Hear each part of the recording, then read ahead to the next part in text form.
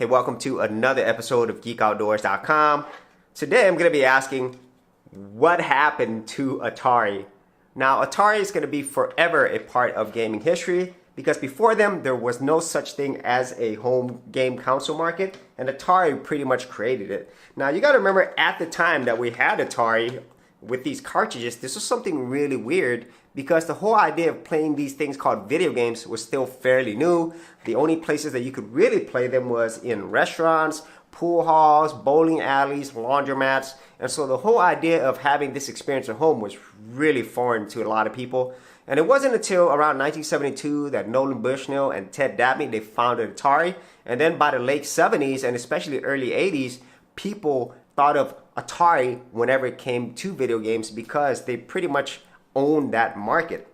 And as we all know the story, there was a huge video game crash in 1983 that pretty much sealed the deal for Atari in terms of long-term relevance. Now, my first experience with Atari was with the Atari 2600 or VCS. It's a video computer system.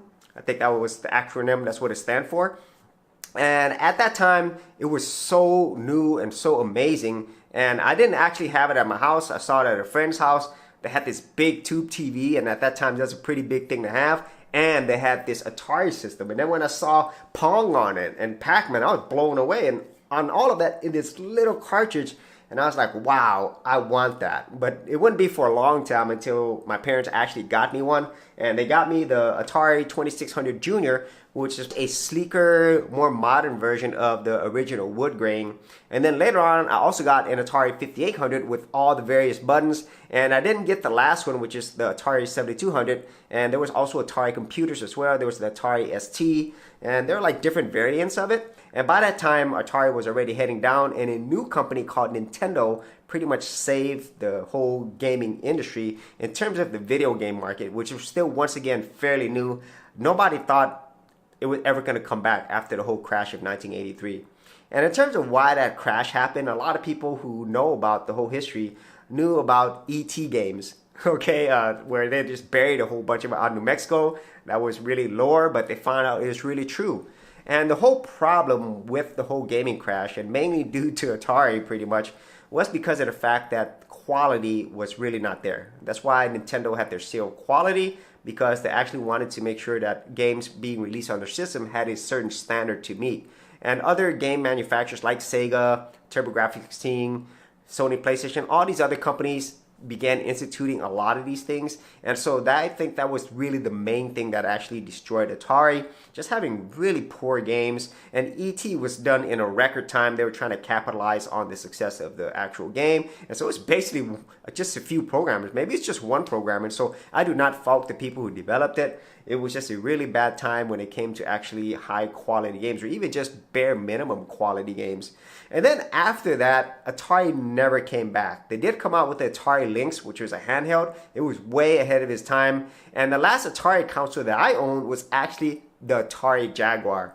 And wow, that thing was a mess. You know, I thought the Atari 5800 had a lot of buttons. The Jaguar just makes that look like the most simplest thing, because I really did not enjoy the Jaguar. And now we have the Atari VCS, you know, basically the same name that the Atari 2600 has. It was the VCS as well. And now they're going to bring it back in a retro style gaming. And I'm not sure how that's going to come out. It was like a crowdfunded project and trying to get money for it. And then it's basically going to be a Linux gaming console, just like an Android box. And honestly, I do not know how successful it's going to be, because obviously Atari is not the same company that it used to be. It was actually sold to Warner Media back in the late 70s. That was a long time ago, before they became Time Warner later on. And then they actually separated into 3 different companies, if I remember: Atari Games, Atari Interactive, and one other piece of Atari Arcade, I think it was. And Namco actually bought that. And anyway, it's exchanged a lot of hands. Now it is officially called Atari SA, which was Infogrames before. It's a French-based company. And so Atari is still around. You know, they do other things besides licensing out their arcade games and names and logo. They also have casino games as well, and other types of gaming stuff, you know. So it's still around, but I think for a lot of people who remember Atari, especially people who grew up with it, those were pretty much the golden years for video gaming. It was pretty much something that was so new, so fresh, so fun that, I don't think you're ever going to be able to go back to that. And that makes sense. You could kind of go back to Nintendo, Sony, PlayStation, and so forth. All of them had their moments to shine, but I think Atari was something really special because there wasn't anybody like them before they came out. And so those are my thoughts on why Atari failed and my own experience. And for me, it's more, once again, a historical piece of nostalgia, a very important one, especially for somebody who loves video games and loves technology.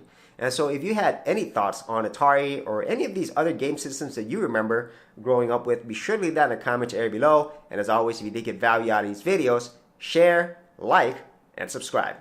Hey geeks, if you are a creative geek like me and you wanted to learn how to create content on YouTube and other places on the internet, then check out my Go Content Creators group, where you'll get access to 30 videos plus additional content for all the creative geeks out there. And the best part of it is, all of this is free. Simply head over to the link below, check out my page, and sign up for my Go Content Creators group. Thanks for watching, and I'll see you on the other side. Thanks for checking out this episode. And as always, if you like these videos, be sure to click on the subscribe button. And for full written content, audio content, and additional geek stuff, head over to geekoutdoors.com, and I'll see you outdoors on the very next episode.